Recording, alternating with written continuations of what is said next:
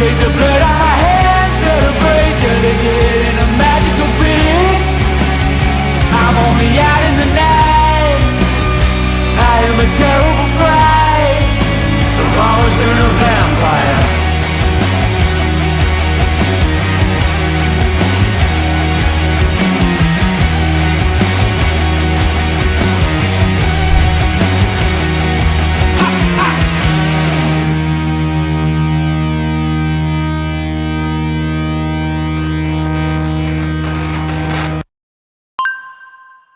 Hello, welcome back to the channel and welcome to another Indy Show review. I know I don't do a lot of these, but I'm trying to bring it back in fashion, and with that in mind we're going to go with one of the latest shows I've been to, which was Victory Pro Wrestling's second ever show, Gimme That Boom, which happened at the Baggeridge Social Club on the 9th of November this year.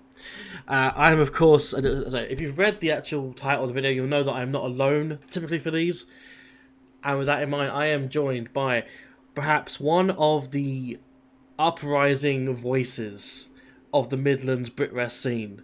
I am joined by none other than the Leopard Print Prince himself, who has decided to not wear leopard print for this recording, but I am joined nonetheless by Dylswrestling. Dyls, how you doing? I'm brilliant. Thank you for such a lovely introduction. It's weird to actually be introduced myself. It's normally me doing the job, so it's quite cool to hear it someone else say it. Leopard Print Prince is such a mouthful as well. I could see you struggle there. I was like, oh yeah, it's not just me. No, it's because you got Print and Prince. Yeah. Oh yeah. It's if it was something else, Leopard King, fine. Easy.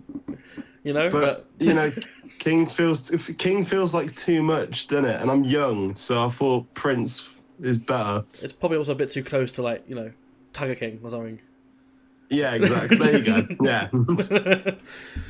You got a regular exotic over here. But no, we are here to talk, obviously, Victory Pro Wrestling, for which you actually do commentary as well. Yes, I do. I do the commentary and I do my little bits and bobs elsewhere. Yes, which we will get into because you are featured on this show. I am. Yep. I am. But we will get into that. We will get to that. Yeah. So the first one I want to mention, of course, is that the show took place in the Baggeridge Social Club, which I believe is otherwise known as the Baggerdome. The Baggerdome, yes. Yes. Can you elaborate for me, because I'm a southerner, I don't really know much about the Baggerdome, and I assume some of my audience will also be in the same sort of position as me, in that we don't really know the relevance or the significance of the Baggerdome. If you could enlighten us a little bit, if you do know. So I'm nearly in the same boat as you, because I only really started realising the significance of the Baggerdome this year. I always heard of it. I always heard of it. And I knew it was this big venue, but no one's ran there for a couple of years now. I believe it was HCW and Pro Wrestling Midlands that used to have the Baggerdome for their shows. And they'd have all these amazing names, people you'd know, like Robbie X, Drilla Maloney, Derice, TJ Rex, who's obviously on our shows, like Midlands legends, like The Judge. All these amazing faces have all appeared in the Baggerdome. And the promoters of the show were like, end of the day, we're right by this venue. All of our talent are pretty close, other than, you know, a bit the imports and people coming from south, north, east, west, all of that. So yeah, it was a really great opportunity to say, look, we're starting this company and we're going to take wrestling home back to the Baggerdome. Fair enough. Yeah. Yeah, like I said, I have no real relevance to it, and hearing the first ring announcer for the first show, Simon Hill, hearing him mention like the Baggerdome, we're back, wrestling's back in Baggeridge, and I was like, I have no idea what he's talking about here. Like, the fans were all they popped for it, they were excited for it, and then I even thought about it, and I said it to my commentary partner Petey. I was like, there's like 4 or 5 people who have no idea what the Baggerdome is, because we had like a family come in from Wales to support the Reservoir Dogs, and then you were there as well, and I was like, he's a Londoner, he's not going to know anything about this place. No, you weren't wrong at all. No. Like, if Ray was still part of the podcast, he might have an idea, because he's from the Midlands. Yes. Oh, he would have a clue straight. He knows it very well. Yeah, exactly. He does. But me, nope, nada, nothing with me. No. I imagine it might also be similar for some of the imports too, who might not necessarily understood, maybe. But yeah, fan wise, yeah, there's a few of us. Yeah. But yeah, with that in mind, let's go ahead and talk about the show itself. Oh yeah. So we have a couple of mishaps to begin with the ring announcer as the mic. Oh gosh, yes, yes. Oh, we're gonna see now. You're gonna say things. I'm like, oh my god, yeah, that did happen. Yeah, there was a couple of mishaps with the mic. It not working. Thankfully, he's got a strong voice. Zach Ligmus is one of the best ring announcers in the Midlands. I was so happy that he got to be a part of this show. Because I've worked with him at PEW, Phenomenal Elite Wrestling, based around like the Stratford area, and he's phenomenal. He comes from Elevation, obviously trained by Joseph Connors, who's an absolute British legend. Yeah. So he's got some real pipes for it. He's Phenomenal Elite Wrestling, Full Force Wrestling. He does the good ones. Yeah, and I hear that name, and I just think Ligma. Like, that's literally what my brain goes to. This. We've all said it. Like, is this like... Come on, you debuted around, like, what, 2018, 2019? Like, surely this is the joke. Come on now. And he's like... He does have a story about it. You'll have to get him on the show to explain it, but there is a story to it. But yeah, so after that, eventually, we do get into the actual action. Yeah. So... Up first, we had a tag match, which featured the Temple of Light, which was Blake Violet and Tara Gray, with Alex Connors, their leader, taking on the team of, I think they were debuting, weren't they, for Victory Pro? It was their debut for Victory, yes. Yes, Quintessential, which is Christy and Portleague, I think it was, Quinlan. Padre, I think. I'm not sure. Yeah, don't. I legit spoke to him at the merch during the interval as well, and it was like, I don't know how you pronounce it. He's telling me like 3 or 4 times. I'm like, I'm sorry, I don't know how to pronounce it whatsoever. Luckily, Kai Daniels, who was on commentary with, he knows the boys very well. So when I heard him say the name, I'd be like, that's it. But yeah, of course, as well, for anyone who's watching this, not knowing what we're talking about, we will just talk briefly about the match and then the result itself as well. So, spoiler alert, if you've not watched it, it should be out on YouTube by the time that this is released. So, go watch that first before you watch this. Because, our word shouldn't be gospel as to what you think of the show. Yes. But yeah, I thought it was a really good opener. I thought it was like a way to set the tone. I thought... Yeah. There was really no better match on this card that could have opened the show the way that this match did. I think it was the perfect opener. Mm-hmm. It was introducing Quintessential, who are known all around the country as being amazing tag guys, and they're so technically gifted. They're amazing, along with the Temple of Light, they're honestly so amazing. Blake Violet, straight out of Kamikaze Pro Dojo. Alex Connors, who's been all over the country, in almost every other country. I know he's just done his first proper debut over in France recently, and he's probably going to go to more places. And then Tara Gray, this Irish import who wrestles all over there. Mm-hmm. And she's phenomenal. Like, it was the perfect match to start the show. Absolutely, and everyone is such a character as well. Yes. Like, you've got Temple of Light, who are serious but also very outspoken as well. Yeah. In that Alex will support his people, and when he's wrestling, they'll support him. And it's just a good blend of just loud voices. he would say they're like a family, and they're just a nice little group. I would say they're more cultish, if anything, but that's just my opinion. But yeah, they work very well together, and they've got the job done on both of... Oh no, they lost, didn't they? The last show they won. No, they lost as well last show.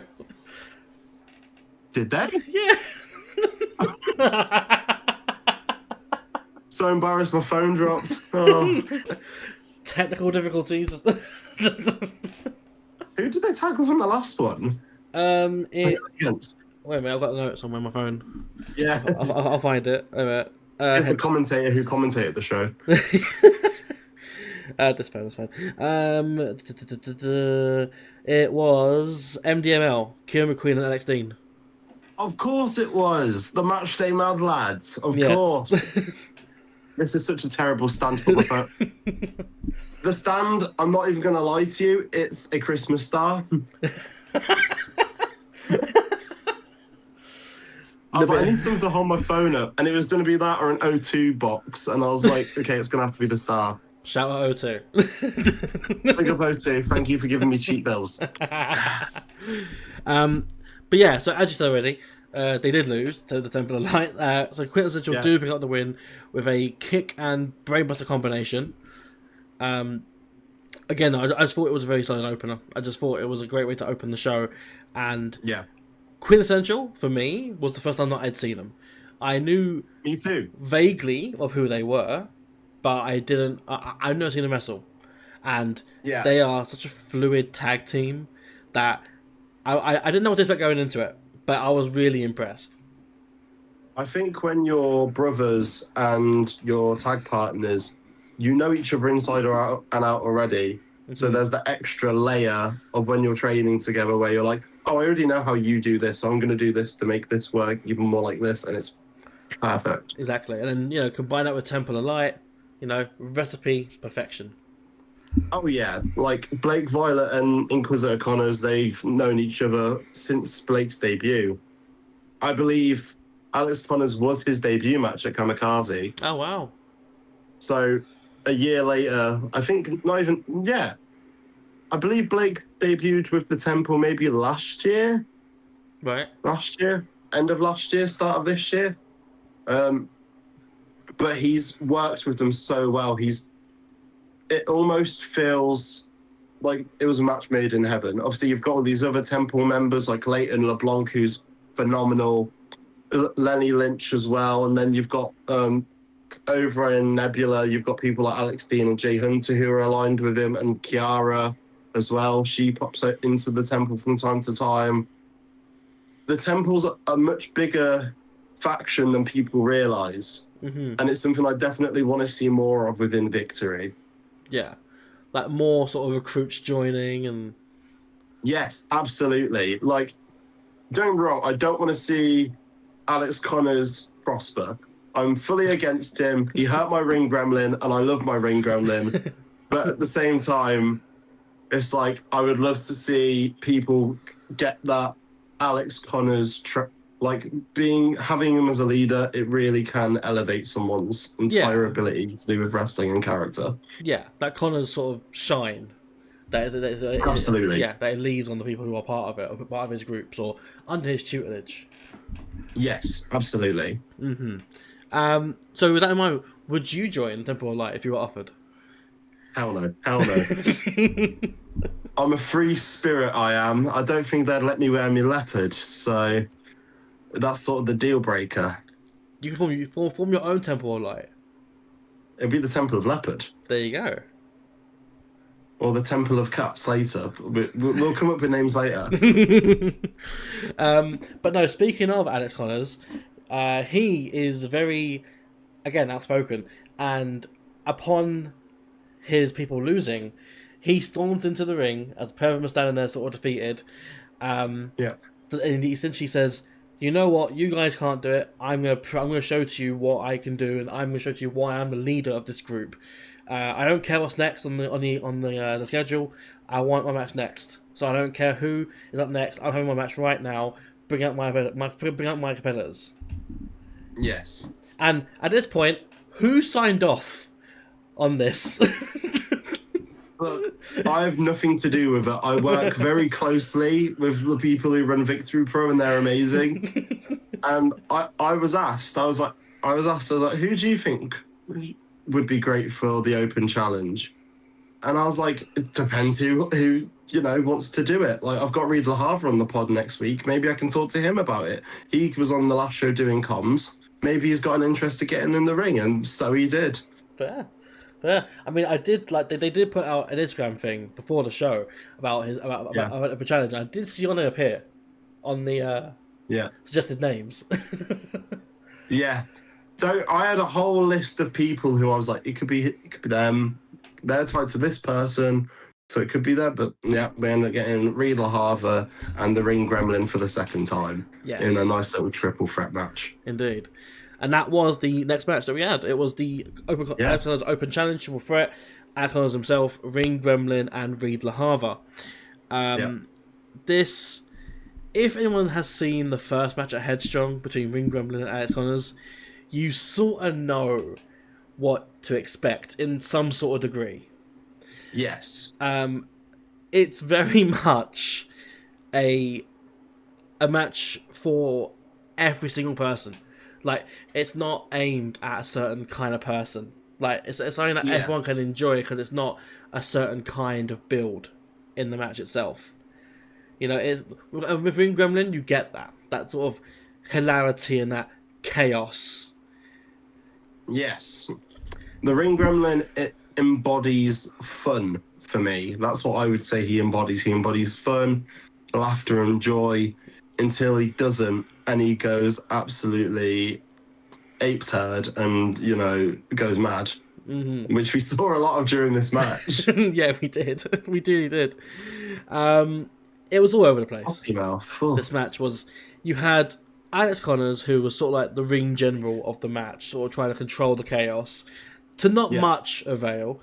You had Ring Gremlin, who was the main chaos ensuer.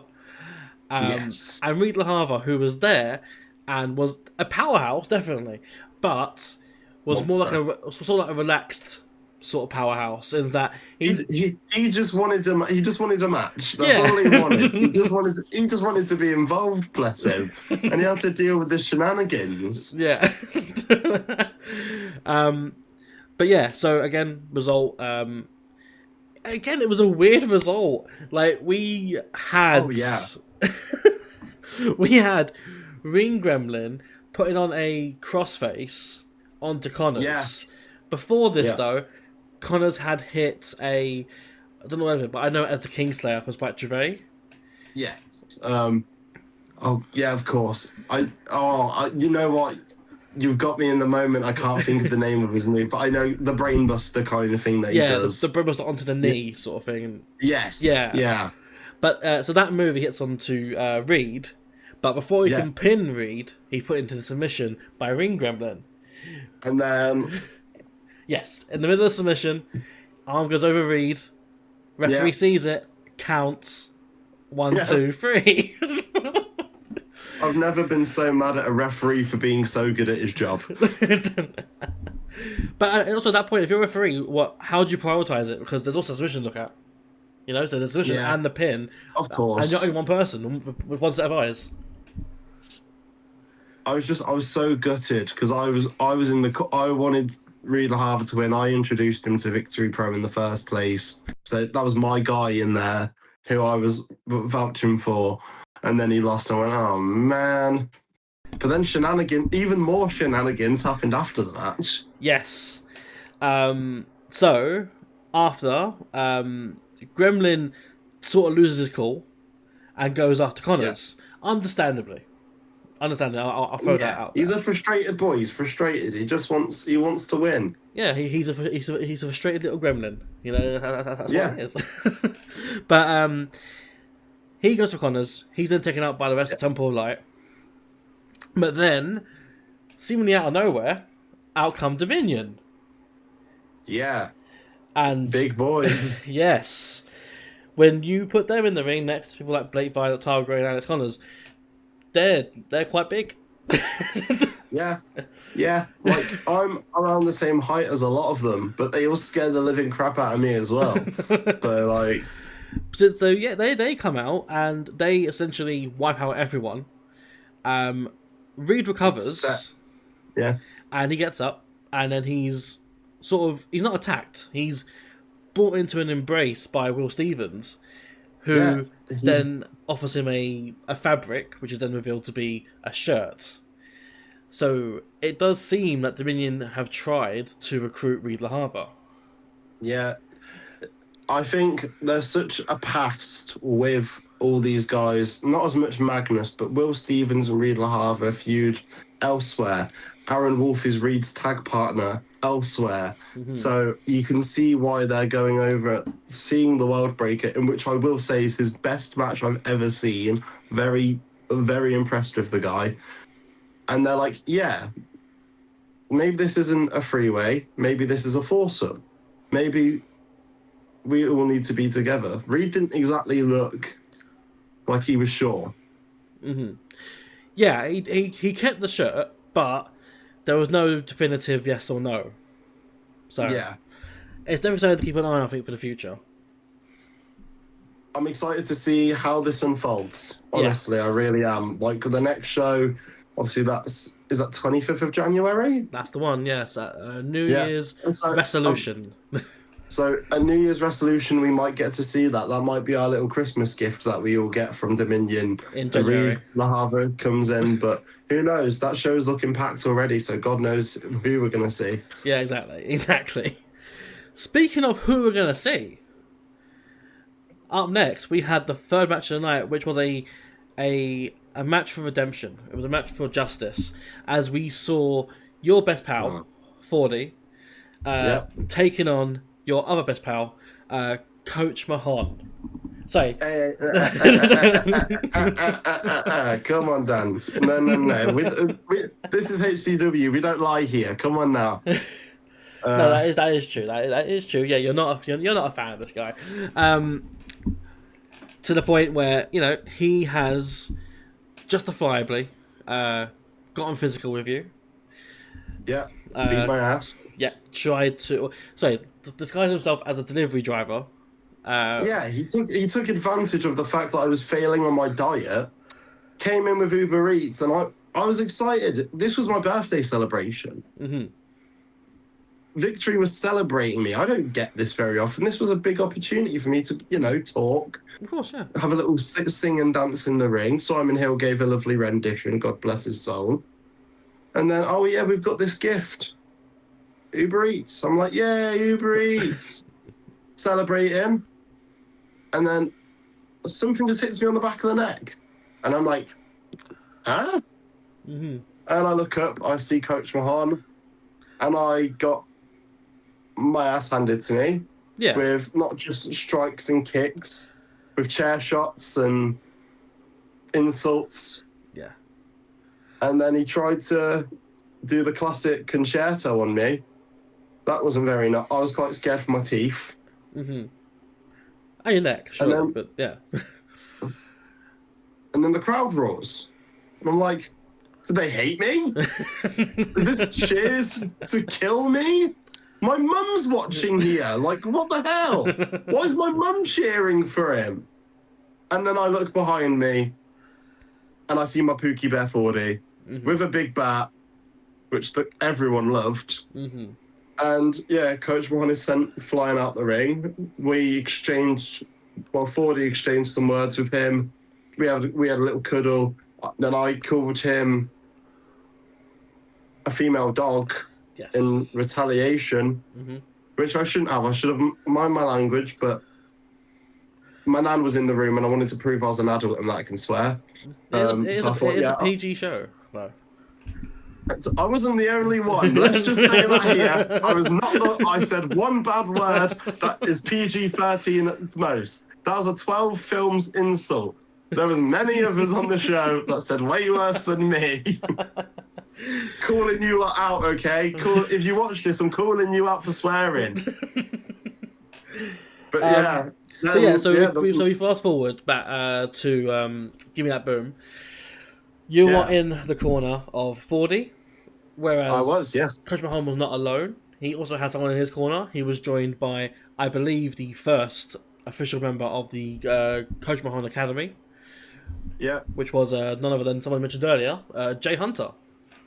Jay Hunter. Yeah, that's the boy. Yes. Or, as I would call him to the crowd, and I heard it get shouted back at him, the little sausage. Yes, I heard that too. Good. I'm glad that was heard well. But, I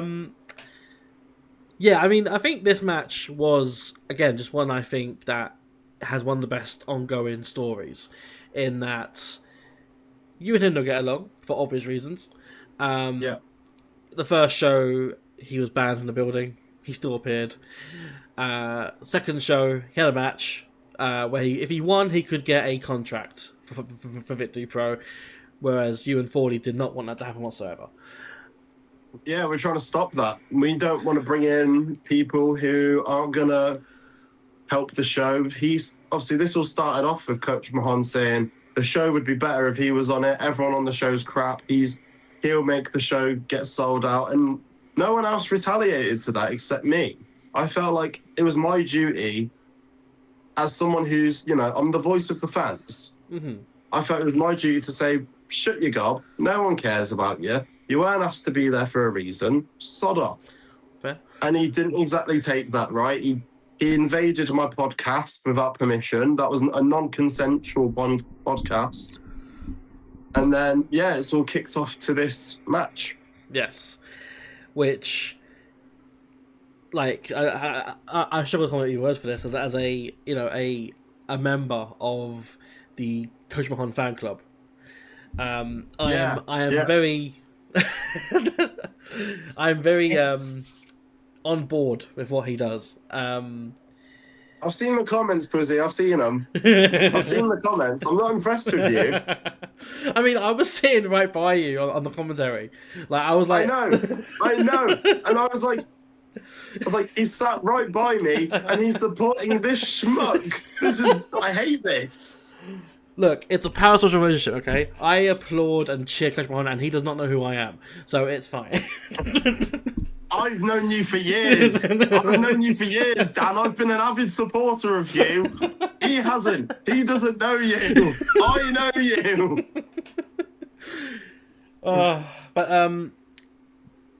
Pardon me. So we do get, of course, the result of the match, which, again, a story of justice, a story of redemption, and justice was properly served as we saw Coach Mahon pick up the win in an absolutely clean, and there was nothing wrong at all with how that result went down. One could say there was a bat involved. I didn't see it, and neither did the ref, so it clearly didn't happen. But yeah, Coach Mahon does win officially, and afterwards he demands that you come out and give him his contract. Yeah. Which I imagine you were not pleased about doing. Oh, I was gutted. I was on the verge of tears backstage. I was getting cuddles all around from everyone saying, it's okay, we'll beat him up later. If he's part of the roster, we can demand to beat him up. And I said, great. And then I hear him say my name.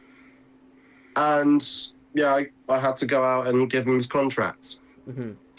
Also, can't ignore the fact as well that you did throw hands with Jay Hunter. I did. He started it by cheating. He started that.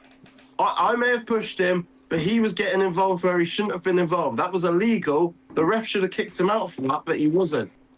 So, yeah, I mean, personally, I don't... Like, I don't find it. Maybe being a bigger person, just don't give in to the temptation, I guess. Yeah. You know what? I regret it purely because it's led to that loss for my best pal Fordy. I know he's not exactly happy with me.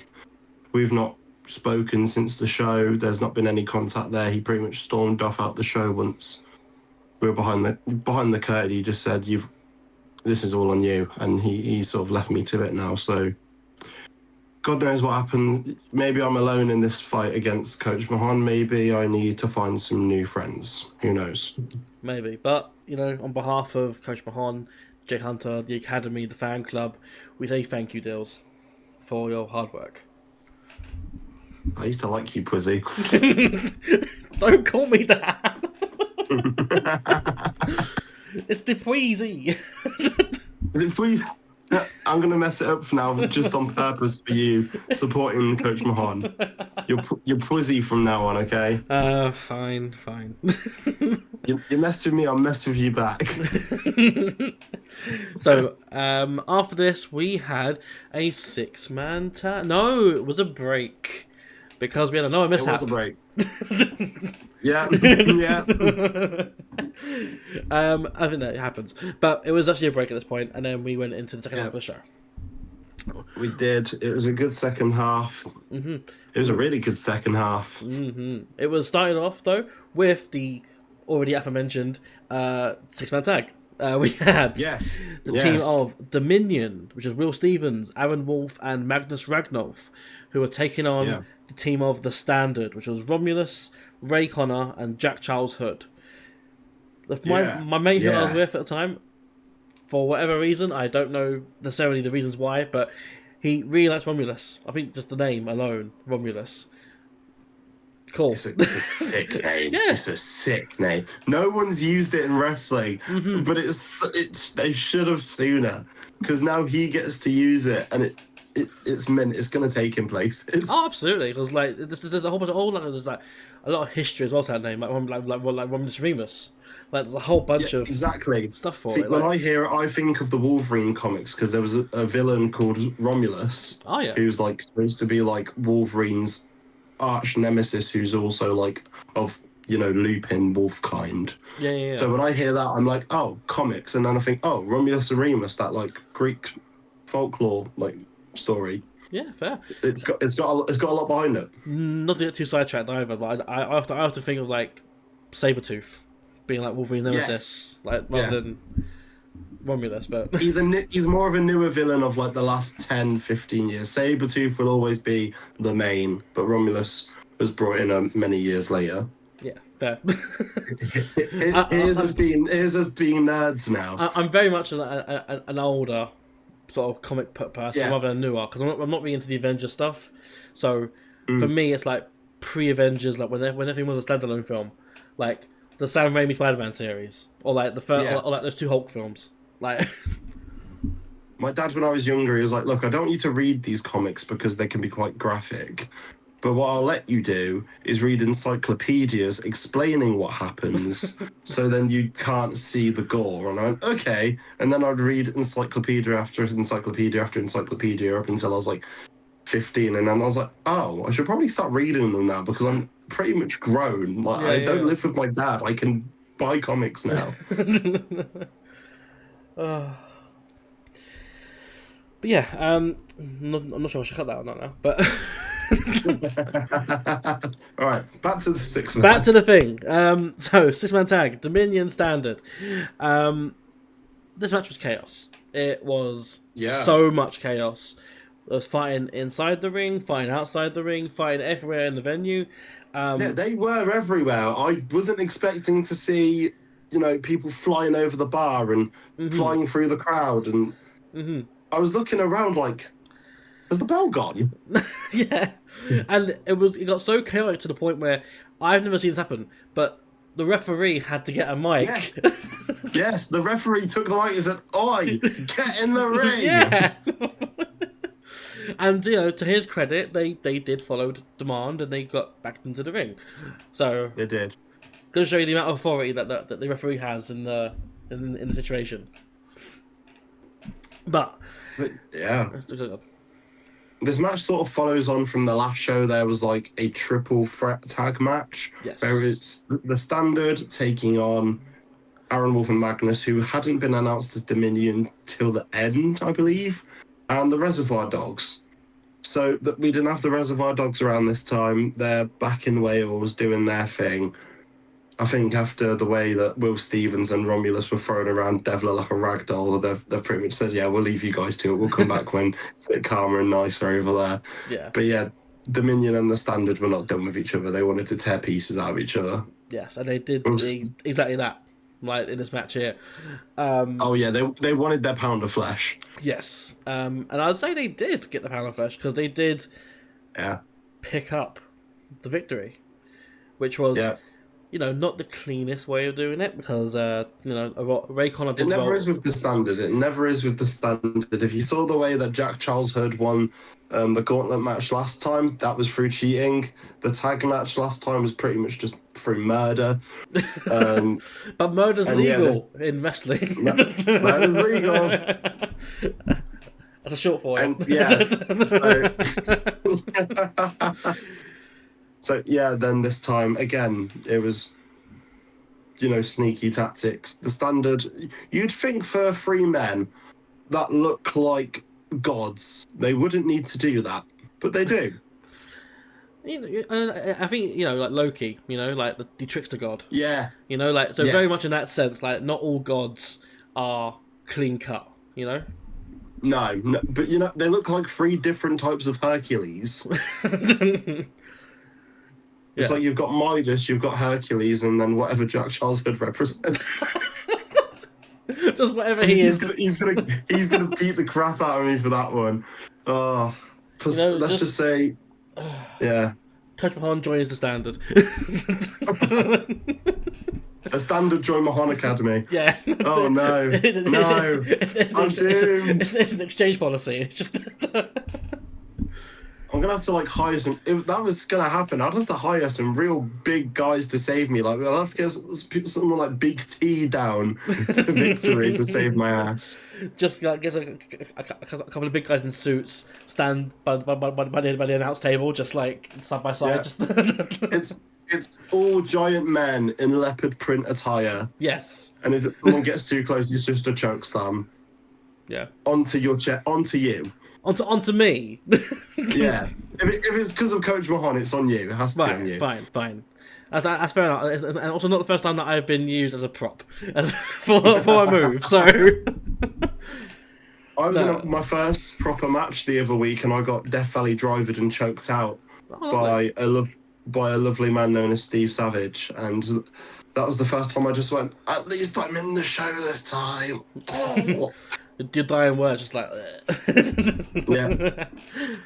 I was knocked out, and I got up and I was going to the fans. I was like, "Where are we? What day is it?" It's like, "Where's my mum?" She was in the ring. No, this is what she warned me about when she said, "Eat your greens. Don't eat your greens. Something bad's gonna happen." That was the bad thing. Yeah. Eat your greens because you're green in wrestling. And that's why I quit being a trainee. Hey. But no, back to the actual action. 6-man tag, chaotic as all, whatever. Yeah. It's hard to focus on any specific part of the match because everything was everywhere. And in yours and Kai's job as brothers, but also as the announce team. Yeah. It's hard, I imagine, for you guys to follow everything going on, even though it's 2 of you. But we were both there, what the hell's going on? Can't wait to tell Mum and Dad about this when we get home. Yeah. But yeah, as we alluded to, the standard do win via a roll up with tights pulled from Ray Connor, and I believe he rolled up Aaron Wolf. I think it was. Yes, yeah, should be. You would think it'd be Magnus because they pulverized that guy. Yeah. I'm just saying it now. I was on comms going, someone call his family. What are they doing to him? They've massacred the boy. It might be Magnus. I can't remember fully off my head. Yeah, it was Magnus. I only remember it because I was in shock. I was just looking to Kai. I was like, dude, you're a wrestler. Help him. But yeah, so after the match, we do get an attack from the standard on Dominion. But as they lay out Will and Aaron, they focus on Magnus as they hit him with I call it a tri-assisted Alabama Slam. I don't know what the official term is for it. Yeah, that was insane. I've never seen it done before. I don't know why they thought they should do that, but I just went... Yeah. There was another move that I see later on in the show that I'm like, what the... I know exactly what you're going to go with. Are you going to say the double end of days? Yes. Yes. I saw it and I just went... Like, who's thinking of these? Innovative geniuses, that's who. Don't get me wrong, Joey Scott and Jason Joshua were absolute geniuses for that. And I just thought, don't get me wrong, End of Days is a hard move to pull off. I'm surprised 4D can do it. But when two men do it, it's like, whoa! But yeah, at the point of that happening, I thought, okay, and I said to my friend who I was with, I said to him, okay, this is where Reed Harlison is going to get involved and save Magnus. I said it on commentary as he was, so... Yeah, and then, for those who don't... and then my mate turns to me and goes, isn't that him on the side there? And I turn to my right, and I'm like, oh yeah, that is Reed, yeah. Reed, he was done with the show after. He was like, okay, I'm gonna just watch now. And he's there with his mother and his little beautiful baby girl and his dad. And I'm on commentary watching this all happen. I'm like, hey, maybe Reed LaHava should get in the ring. And he looks over to me and just goes, no. I think I caught the latter end of that because I did turn to him as he was doing the whole... Yeah. But I didn't hear you say that though, even though I was like, no more than maybe like 10 feet away. Like, yeah, you didn't hear me, but you just saw him going, no. But yeah, so no one helps Magnus, and Magnus is essentially decimated by the Standard. Yeah, he got murdered. God bless him. Hope he's okay. I mean, he probably not. If he's murdered, probably not. He's supposed to be the last son of Odin, so he'll pop back up at some point. He'll have his little sleep. Yeah. Little nappy nap. Yeah. And he'll rise up in the reckoning. Sorry. As far as I know, his Instagram is active, so he should be okay. It could be a relative of his. It could be Odin controlling it. It could be his dad's just like, son, let me post the memes about the Standard on here. I'll post the many video edits I've seen on Instagram of the Standard. Yeah, they keep coming up for me as well. I'm like, I didn't realise they're trying to kill everyone on like the Midlands scene. Don't make videos of them doing it to hype them up. Support the other guys who are dying. Just a remembrance video. Shout out to Sophie Nixon. Yes. I know it's you cheeky bugger. Thanks for just recording me and Jay Hunter trying to slap the life out of each other as well.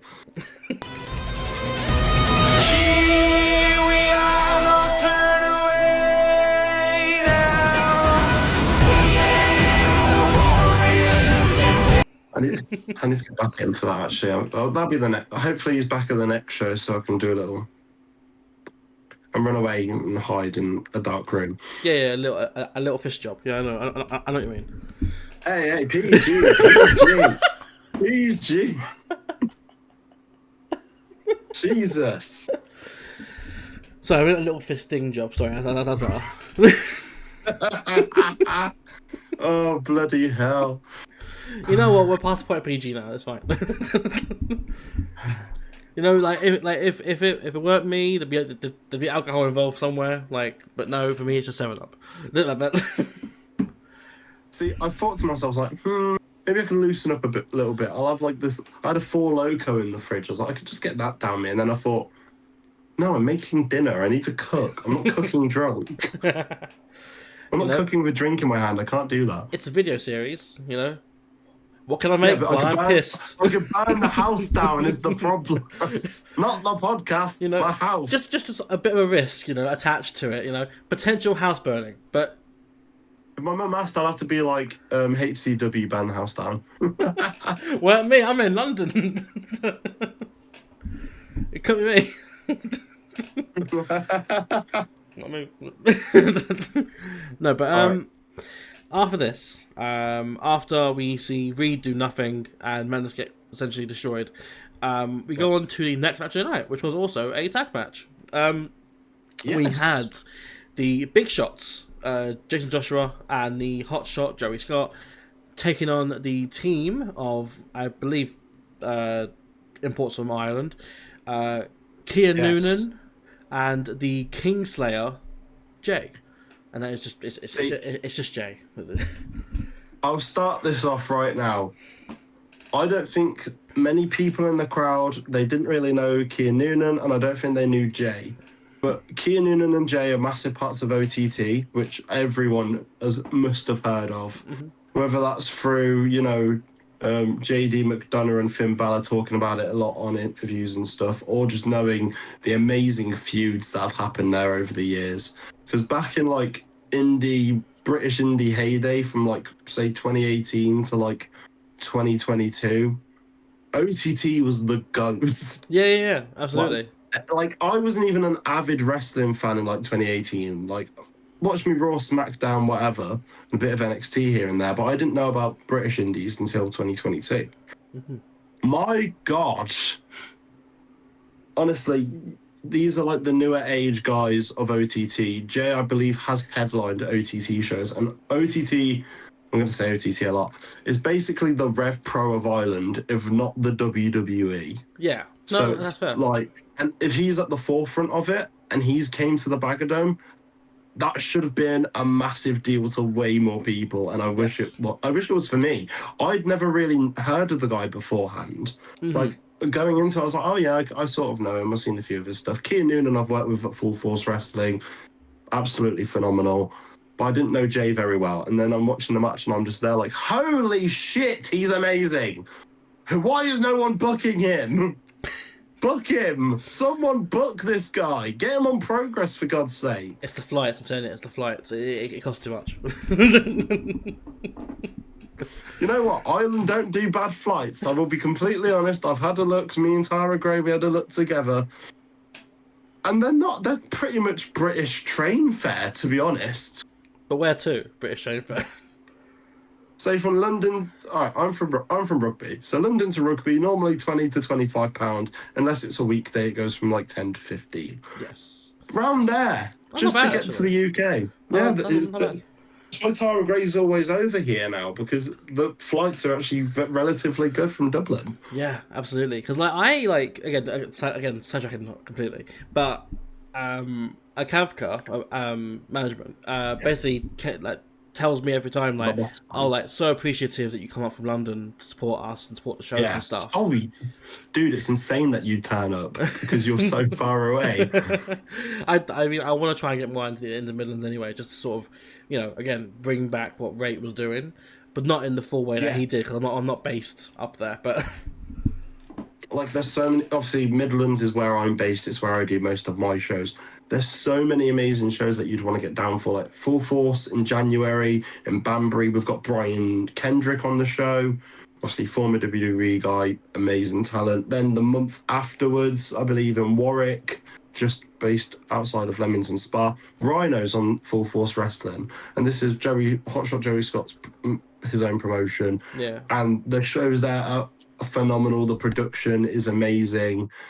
There's not a single show that they do that doesn't sell out. So it's like more people need to be aware of this. Like, I know people are so far away, but then you'll have guys travel from, London, more up north to come down and see a show. So it's like, wow, this is it needs to be recognised. Obviously, we're going to be getting onto Hotshot Joey Scott in a moment, but it really needs to be like something. Midlands wrestling is phenomenal, and he's definitely at the forefront for it. Yeah. Along with like Kamikaze, BCCW, Wrestling in Hinckley, like these shows are all phenomenal. Yeah, and it's a testament as well to what actually happens in the Midlands scene, that people do, not only from the Midlands, but people, like I said, from down south or from further north, like who come up or down to the Midlands to see these shows. Because again, like I'm not throwing shade at all here, but I'm not someone who travels a lot. So it's hard to know people when you don't live there. Yeah, I primarily know London. That's what I know mainly, or like Essex a little bit and stuff like that. But it's like, for me, I understand why people come to London shows, like again, Progress, Rev Pro, whatever. But I understand why they come down to London, because London's like the capital of the UK, capital of England, and it's like. Yeah, I get it, because there's, everything's here, but like at the same time, like Birmingham, Manchester, they're like main cities, but like they're not as held, in my opinion, as high regard as London is. Oh, absolutely. Like when you look at London, a lot of the best wrestlers in the UK come from London. Like obviously the biggest one we can shout at, Will Ospreay. Yeah, absolutely. He's more yeah. Like everyone knows Will Ospreay. Everyone knows Alex Windsor. Everyone knows Michael Oku, Chuck Mambo, like Spike Trivet, like you said earlier. Like all these phenomenal wrestlers. But obviously, massive credit to the UK scene. But there's just that hidden part of the UK scene, which are like the building blocks that people don't realize are really there. Like Hotshot Joey Scott's phenomenal. Jason Joshua, amazing. You wouldn't get man like DeReese without Birmingham wrestling. No, of course. Like you wouldn't get Leon Slater without such a small place like Bradford. Like people really need to clock in and be like, there is so much wrestling out there that needs to be explored. Like I love it when I hear people from WWE are coming to the UK and they're seeing all these shows. Like I heard that someone quite high up in WWE was just watching loads of indie wrestling shows on the British scene, and it's like that these are people that need to be looked at. Like it's such an amazing scene. Obviously, it depends on the time frame, but that's a whole different discussion of like when WWE. We could talk about it all day. When WWE were like back in, I think it was like 2020, 2021, where it was like they were essentially, they had done partnerships or bought parts of. They had progress with them. Yeah, of course. They had progress. They had OTT. They had WXW in Germany. Yes, of course. And then it was such a massive time for wrestling. Exactly, and then they were like scouting and bringing in talent for NXT UK and the plans for NXT Europe and all that, and then that slowly sort of not killing off, but like it was sort of draining the UK indie scene because of that. Oh, see, I think when that was happening, and NXT UK was this big thing, and I watched NXT UK, I loved it. Yeah. But it was like it felt like the death of indie wrestling, but also its revamp, because there were so many guys who had been hiding out in the shadows who finally got to make their mark. Because like, obviously, I was to think of people who aren't in the WWE now or aren't in TNA, but like making a massive wave at the time. Obviously now known as Driller Maloney, Dan Maloney was top of the scene. Michael Oku, Chuck Mambo. God, you gotta really think about it now, don't you? Like, who was big around the time? It's like, who wasn't in that company that's now everywhere in the UK? Yeah. Because now, obviously, we have obviously, it sounds bad, but WWE just sort of spit everyone out. Yeah, I mean, that is valid and accurate. Yeah. But hey, that's more power to the indie scene. Exactly. When everyone got spat out, I don't think it killed people's momentum. I think it only ever elevated it. Because now these guys who had progressed to such a big level and now finally getting to face the guys who paved the way. Exactly. And now they're getting, also like, the guys who came back got exposure from being up there to the point where they're now helping other companies and independent companies sell tickets, because like more casual fans know, oh, hang on a minute, they're from NXT, or they were on like Raw, SmackDown, whatever. Boom. Yeah. And on this show, it's like 10 minutes from where I live. Like. Yeah, exactly. Like when I started going to British wrestling shows, it was the first show I ever watched was Progress. Can't remember the name of it, but the big match that I spoke about it yesterday on my Instagram, because I did one of those anonymous message thingies. And I was like, oh, what's like the match, like the biggest match for you? And it was Spike Trivet versus Cara Noir. It was one of the most amazing matches I've ever seen. There was so much character to it, so much depth, and they threw each other around the ballroom until Spike got his way, and it just made me want to come back. And then I've gone on to see, fall in love with guys like Tate Mayfair's, who's bloody phenomenal, and then Gene Money, who's one of my favorite wrestlers as well, and then Lana Austin. Like I wouldn't have known any of these if I hadn't seen a TikTok. Like that's insane to me. Yeah, and again, power to everyone who gets involved in that and who utilizes social media as well to that extent, like companies or the wrestlers themselves, whoever it is who's doing it. But like it's insane that they're able to utilize that and able to effectively implement that into their work, into their craft. Absolutely. We've gone so off topic. We have. But I think this has been it's really cool to go into a deep dive on stuff, and then I just go, oh yeah, this is the show. We're supposed to talk about the show I work for. It's fine. Like I'll put a little siren up somewhere. It's just like, just like yeah. skip to bit if you're not interested in this bit. Like, I messaged the Kafka 5 minutes before the call started, and I just went, "Hey, by the way, forgot to tell you about this. Doing HCW to talk about Victory tonight. Is there anything you want off limits?" And he just went, "Don't make us look like a tit." And I just went, "Sick." Sidetrack. he was pretty much fine with me saying anything. So just to say, they are keeping us all captive. They're horrible promoters. They're just keeping us on a wheel. That's a joke. I love them to death. No, that's fine. I intentionally stayed silent there, so I can now clip that bit. Oh god, he's gonna kill me. But generally, Kafka has given me such massive opportunities, and he's been so supportive of everything I do. Because I met him at a small show in Kidderminster called DCW at the start of the year, and now 9-10 months later, I'm on his show, which is doing phenomenal. So it's like, it's a crazy change. Yeah, absolutely. And like I knew him because of Ray, who had a previous connection with him in some shape. I don't know how, but like they talked, I guess. I don't know, but yeah, of course. With me, I'm just sort of like reinvigorating. But yeah, so we were on match 5. So that was Joey Scott, Jason Joshua versus OTT, the OTT boys, the Kingslayer J, Key and Noonan. Yes. Cool. So this, and I'll preface this for me was match of the night. I'd say it's up there, absolutely. Like it's hard to pick apart like every match because like it's sort of a ranking system, but for me this is the top one. Like there are others who sort of join up, but like let them a bit down. But like this is for me the highest part. Yeah. Anything that I say about this will not do it justice because this was a phenomenal match.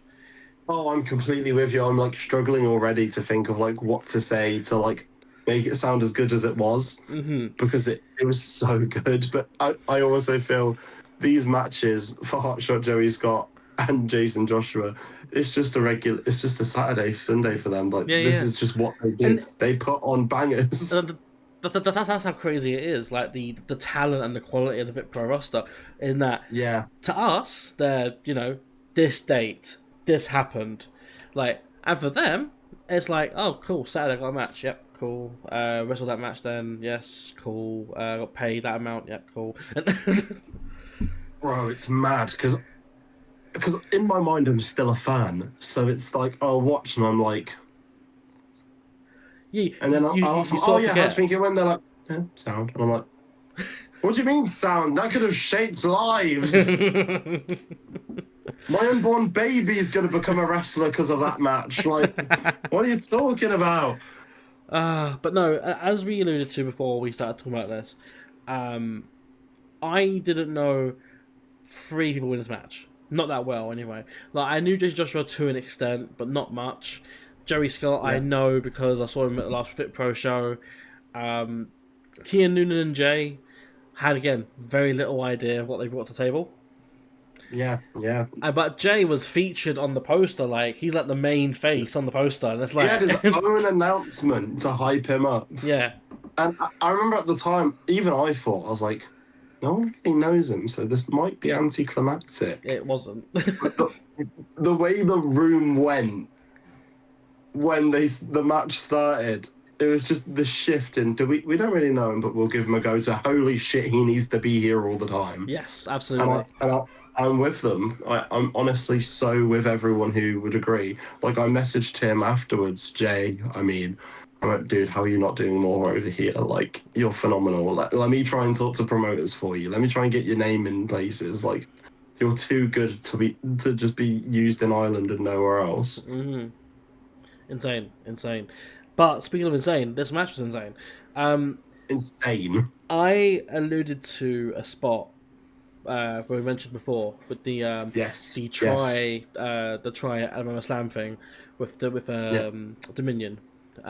Yes. And in this match, we saw a double end of days, which I've dubbed the end of weeks. But I don't know how you even do that move or even come up with it. Like, you've got both Joey and Jason who do the initial lift up and hold him in place to then bring him back down. Like, and there's no protection there either. Like, you know, with like the one person, you can put your arm out, whatever, and kayfabe breaking. But to me, that just looks insanely dangerous, but really cool at the same time. Like, you've got to be a sick bastard to take the move, to be honest. Like, I think Jay kind of is that, though. He knew, like, he's been around for a while now. He knows what he's getting into, that sort of thing. Like, there's only so much you can protect yourself in that sort of move. And we watched it, and I visibly could barely speak on commentary other than screaming noises. So I was like, oh my god, this is insane. Yes. But the main story of the match here was Jay's leg was being targeted a lot by Joey Scott particularly. Yeah. And yes. There were so many points in the match where he couldn't do certain bits because his leg had given away. Yes. For such an an athletic guy with loads who's really agile, they messed up his leg, and it was such a genius move on their part to be like, hey, he can do loads of flips and he's a bouncy guy. Let's take away the thing that he has to bounce on. Yes. Let's destroy his legs. Absolutely. And it did work for the most part. Except Keanu and Jay did win, following a rolling Death Valley driver and a 450 splash from Jay onto I believe it was Jason. Yeah, that sounds about right. I thoroughly enjoyed it. Match of the night for me. And I said at the start of this, like, do not take these opinions as granted. Do not take them as gospel. When the show's released, go watch it. And I was just watching the matches, but please. If you can only watch one match from this, I was just watch this one.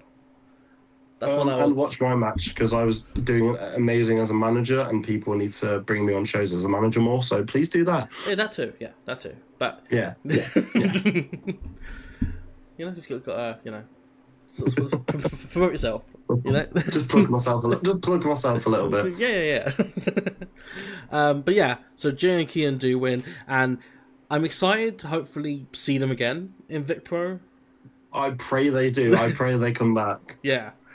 I know it's such a journey for them, and same as you, God bless you, anyone who makes such a long journey just for this show. It's from a show that was just a dream to Adam and Rachel, who run the company, Kafka, and his girlfriend. It was just a dream for them to start off with, and now it's a reality, and now everyone's falling in love with this show, and it's making so much buzz, and it's getting this heat, and people are wanting to travel to see it. So it's honestly, if you want to see a really good British wrestling show based out of Dudley, head over. It's not hard to travel to from the train stations that are local. The Ubers are pretty cheap.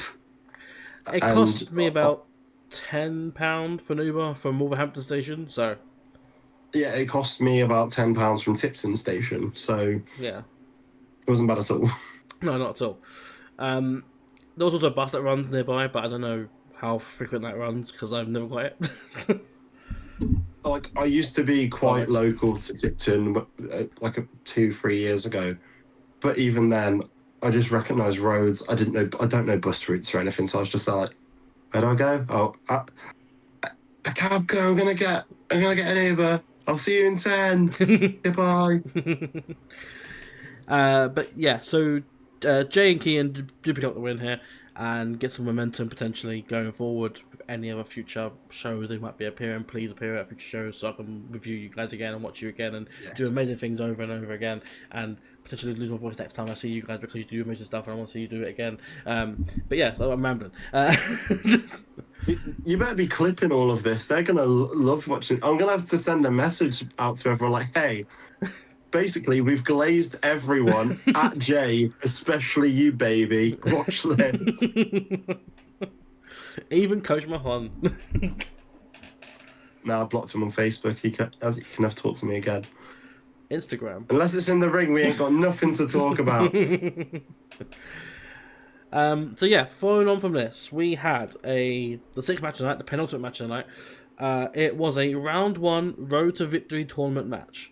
So, Yes. for Yeah. those who aren't aware, I'll put a little graphic on the screen now.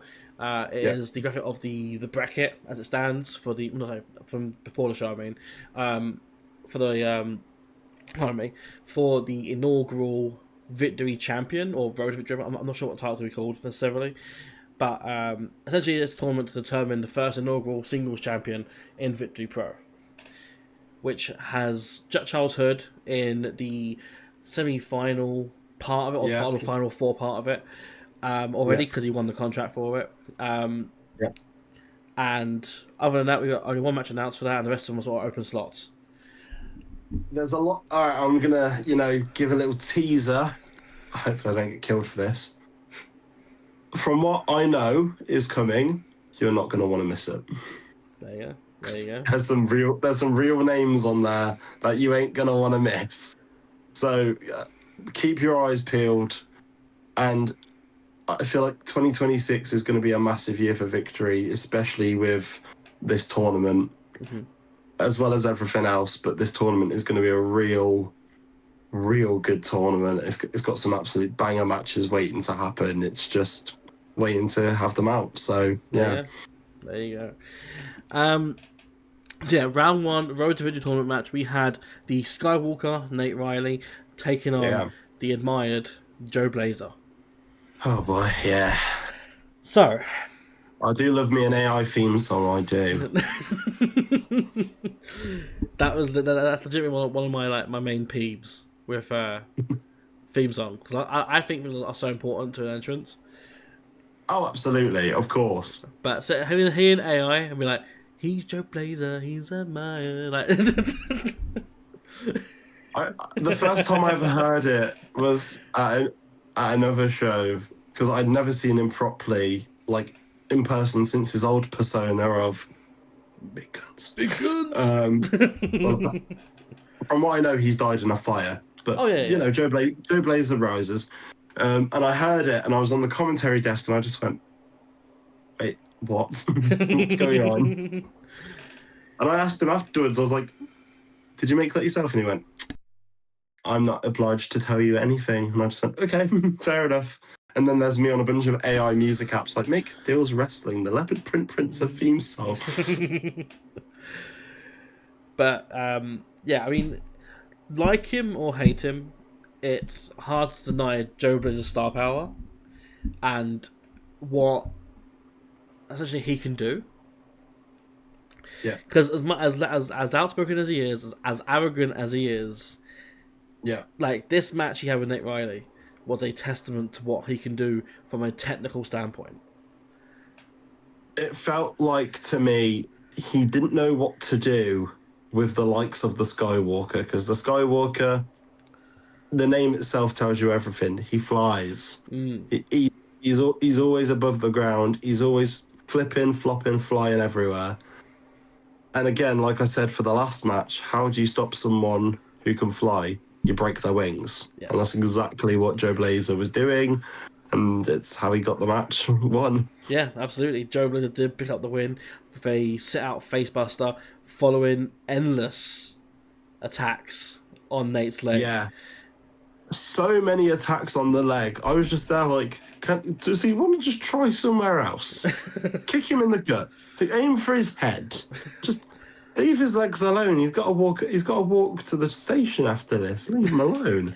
It was systematic destruction of a limb, and absolutely, that is the sort of thing that I love. It's my favorite kind of wrestling as a fan. Yeah, of course. But like there's a reason why Zack Sabre Jr. is my favorite wrestler, like in the current scene, like because of what he does. But it's amazing how someone, again, going back to Big Guns, how someone can have a gimmick that works so long to the point it feels like it's not working, to burn it alive and transform into a whole new admired entity that has taken over the UK scene by storm. Yeah. Like, when I first got back into Brit Rest, Big Guns Joe just wasn't, no one was really, he wasn't on as many shows as I'd seen. Yeah, it didn't resonate as much as it did before the pandemic. Yeah, like, I'd watch the matches back and be like, oh, why is it not like this? Then 2 years later, Joe Blazer is a thing. I think, a year later, he was back as Joe Blazer. And it's like, oh my God. Because at first, it didn't resonate with me. I was like, is this guy newly debuted? Like, who is this? And then one of my friends just went, it's Big Guns. And I just went, shut the front door. And then I got it. I was like, oh my God. I remember because it was 2022 or 2023, I think it was. I saw a Right Cabaret posted infographics, and it was like a fatal 4-way or an 8-way or something like that. And he was in the match. And I was like, Joe Blazer, why do I know that face? And then I'm looking more at it, and then the tag on the Instagram account was like Joe Blazer. And I go onto the Instagram account, and I'm like, oh my God, that's Big Guns. I was like, holy... I really hope he doesn't watch this back and he's like, guys, stop talking about my old gimmick. But no, Joe Blazer, he is so admired. He is so admired. So. He is so admired by, I guess, one person maybe in the Baggeridge. I don't know who it was, but I think one person loved him. Yeah, I don't know who it was. I did hear some cheering. I don't know who it was. I remember just going, he is admired by someone. Himself, does that count? I guess so. When he looks in the mirror, I assume that's the case. Yeah. He looks at himself for 5 minutes and then gets to work. Yeah. But besides that, amazing wrestling chops here from both men. Hell yeah. I will say it didn't seem like Nate got much in because, again, of the destruction to his leg. So he did try. It was just... From the selling point of the story in the match, there wasn't anything much that Nate could do except endure and try to fight out of the situation that he was put in. Yeah, absolutely. Like watching, I'll have to watch it back properly because I remember just in the moment it was like, how can he just inflict more and more pain? He's pretty much got him dead. Like, he can't walk. He can barely walk. Like, he did, like, a off-the-rope enziguri. And I just remember being like, that's the last thing he's probably going to end up doing in the match, which I think it was. I think it might have been, yeah. Yeah. But, so Joe Blazer does win, and he advances to the next round of the Road to Victory tournament. Yes. Which he'll meet, again, someone we don't know, because it's all open slots besides... him, Nate, and Jet Childhood on the other side of the bracket. So, with that in mind, we do go ahead to the main event now, which was the tag team match, in that if one specific team won, then someone on that team would get to face Joe Blazer. And that man was the Thoracic Terror, TJ Rex. Again, as this is basically... an episode of just bigging up everyone. TJ Rex should be everywhere. He's phenomenal. People need to know who he is. Honestly, he could take over the country if he really wanted to. He could be the Thanos of the British scene if he really decided to. Yeah, absolutely.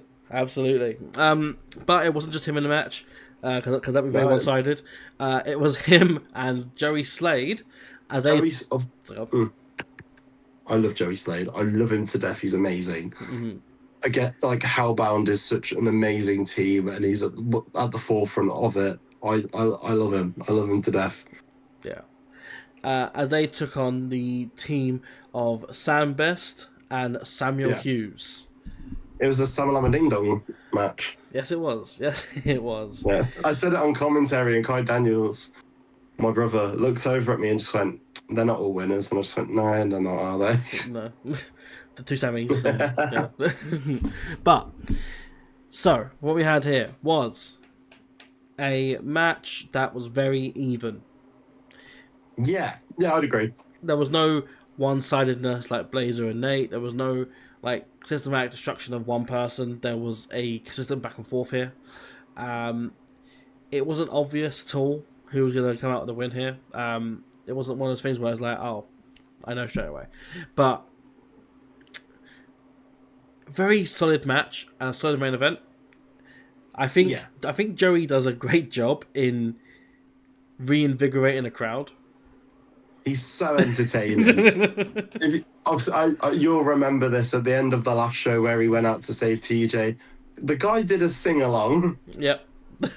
Like, I just remember being at the back of the room because I wasn't on commentary at this point. I was just at the back hanging out.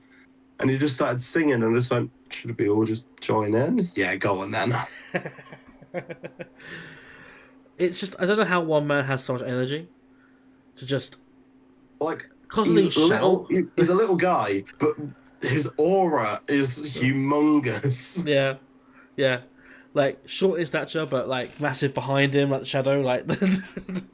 Yeah, like, he's definitely one of those that needs to be, you know, really looked into, because it's, honestly, he's definitely a testament to how good of a school House of Pain is and how amazing Styx is as a coach. Mm-hmm. Like, I know this is all supposed to be about victory, but I have to big up these guys so much because they are phenomenal. And Joey Slade is definitely one of those people at the forefront of House of Pain to show you. I think he was 10 when he started training, to now where he's all over the country at places like Fight Factory, Victory, Win Wrestling, etc., Future. He's a massive underdog. He's amazing. I'm going to do the exact same for, obviously, Sam Hughes and Sam Best, but I can't give enough credit to Joey Slade. No, of course.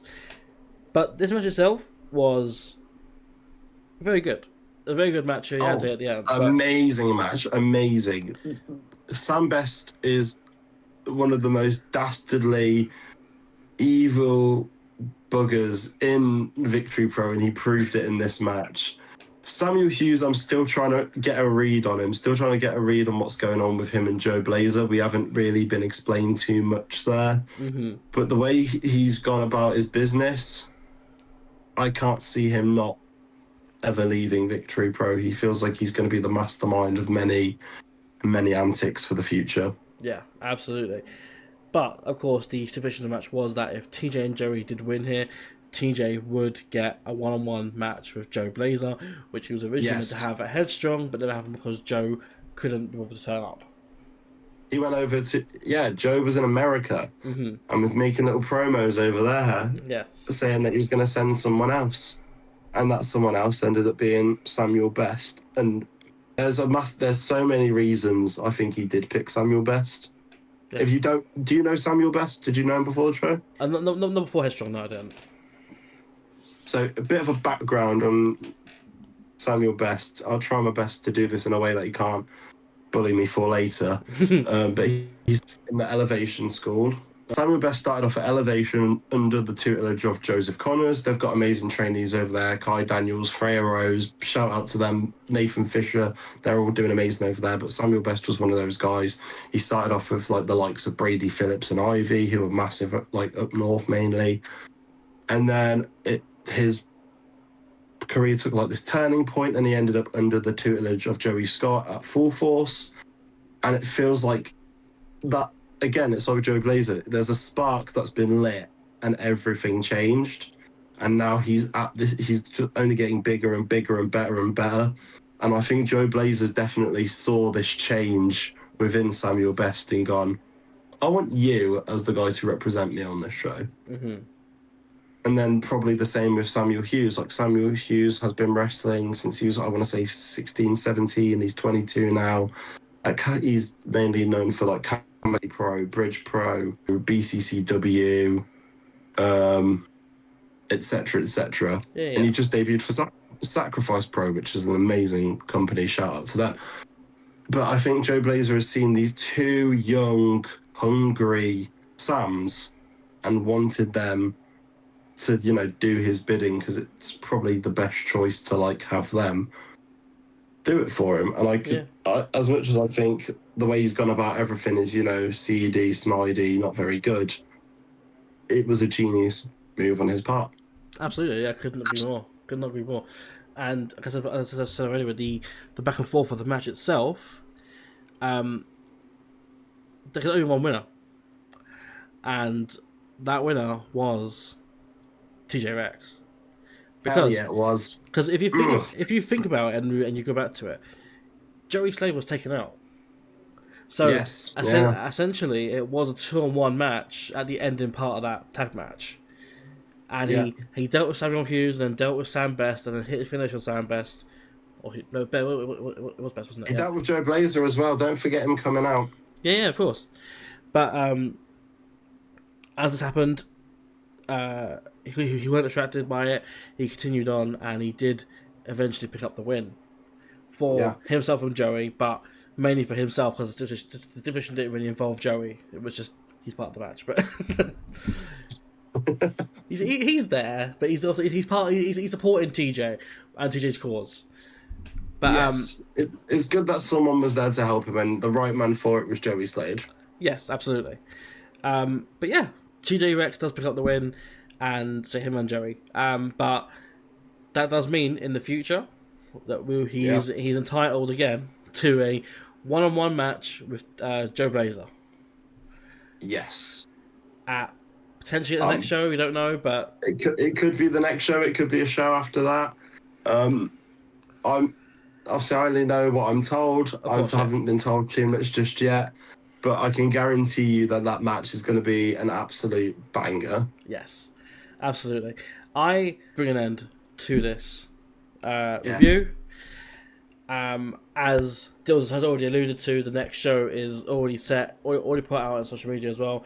The 25th of January at the Baggeridge Social Club.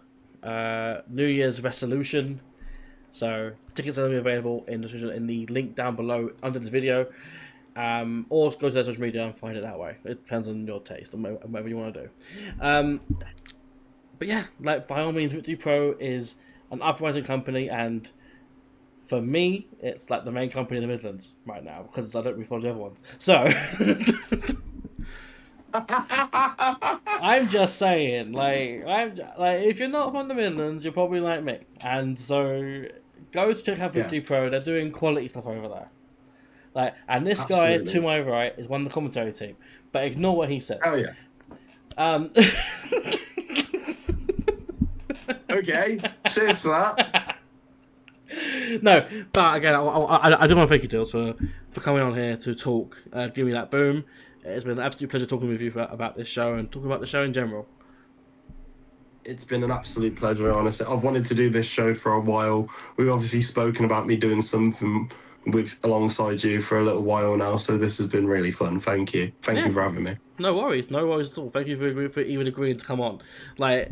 It was something that I was contemplating who to ask about coming onto the show to discuss it, and I was like, you know what, I know Dils already. Why not just reach out and just see if he wants to do it? If not, that's cool, but if he does, sweet. Yeah, I saw earlier that you posted that you and Alexander Lockhart were doing a little interview, and then I was just like, he's so downgrading from this with me. This is such a downgrade for him. I work with Lockhart in a few weeks down at Wrestling and Pride, up in Wrestling and Pride up north, and I'm just gonna say to him yeah, I was the episode after you, and that's probably why it flopped. No, you're good. I think because it's a whole different, experience, a whole different thing as well. My thing with Lockhart wasn't a 1 hour, one and a half hour talk.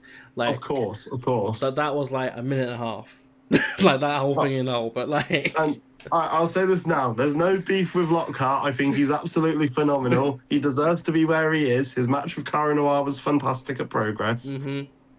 This is not me trying to throw shade. He's an amazing wrestler. Who haven't you thrown shade on this episode? Oh God, there's probably a few more people I could throw shade at. No. This is where I get the episode's released. I have 50 messages being like, dude, why do you hate us? Just removed from Vic Pro due to complaints. I'm gonna have Samuel Best saying something. I'm gonna have Samuel Hughes calling me an idiot for saying Samalama Ding Dong. I'm gonna have Coach sending me cease and desists bloody letters. Mm-hmm. I'm gonna have Jack Hood calling me out for talking shit. Everyone's gonna be at me in Victory Pro. I might have to go heel. Well, guys, 25th of January is where to see it all unfold. What happens to Dils? Yes. 25th of January, Dils Wrestling execution in the ring. Second time, by the way. Second time I've nearly been murdered. But yeah, Dills, where can people find you if they want to follow you on social media or website or whatever? So I am on Instagram under Dylswrestling. I am on TikTok under Dylswrestling 2 because my first account got barred for no reason. And I'm on Twitter under Dylswrestling. I don't know if I'm really anywhere else, but yeah, you'll mainly find me there. You'll find me at shows such as Wrestling in Hinckley, Full Force Wrestling, Victory Pro, Win Wrestling, and a whole bunch of other shows across the Midlands. If you want to hear Dylswrestling talk absolute waffle about wrestling, that's where I'll be. I also have a podcast with Victory Pro called Before the Bell with Dylswrestling, where I interview a bunch of wrestlers on the show who want to get their story across, want to talk about themselves, and sort of give you a deep insider to who they are as wrestlers. And, you know, you get to hear me waffle a bunch of crap as well. So get on those. It's on Apple Music, Spotify, Amazon Music as well. Honestly, it's Dylswrestling's first ever year doing shows, and everything's been phenomenal. So keep showing me love, keep giving me the support, and I will be giving it back in massive doses, but not meaningful doses. I'll probably just say thank you. I'm not going to give you money. But yeah, like honestly, go check out Dills in whatever form you can. He's doing amazing things on the Midlands scene, and potentially with potential, to get an even larger net of. Yes. Be it talent, be it people who work for companies, management, whatever. Like, get him down to London. I want to work with HCW more. Get me down to London. Book me in London, guys. I just recently did an interview with Prince of Peckham, Tyler Walker, and I was like, I really want to work more with you, man, because this is fun. Mm-hmm, yeah. Oh, he's phenomenal. This is all just me glazing wrestlers. Tyler Walker. Future Progress champion. I'm telling you now, guys, he's amazing. Tommy Tanner too. Bloody awesome guys. Yes, I'm just fitting everything. I'm fitting everything in before I go and finish my dinner. that's been cooking for the last hour 40 minutes. Hour 40 minutes of me just absolute waffling. I keep getting phone calls during this bloody episode. I've had a bunch of guys, like wrestlers from Wales, call me to play games. I've had my mum call me. They know the guys that you're not glazing. They're like, dude, glaze me. Come on. Yeah, they're like, hey, why are you talking about Devler? Talk about us other Welsh wrestlers. What are you doing? All right, sorry, just to hype those guys up. Ace Volker, Mattis Cornell, Leno James, I love you all. You're doing amazing. Mwah. Right. So with that. Referee, Bowser, you're awesome too. My dog's just looking at me like, dude, come on. Right, so with that, all said and done, that is the end of this review. Thank you, Dills, for coming. Yeah, I probably won't invite you again. And no, I'm joking. But it's been great talking to you about the show. Great covering the show. And as always, go check out Dills. Go check out Victory Pro. Everything will be in the video description below anyway, under the video. Yes, absolutely. Yeah, we're also done. I've been Dan Peter Breezy, and this has been an Indy Show review. Thank you, guys. This has been amazing. Peace. Bye. I've always been a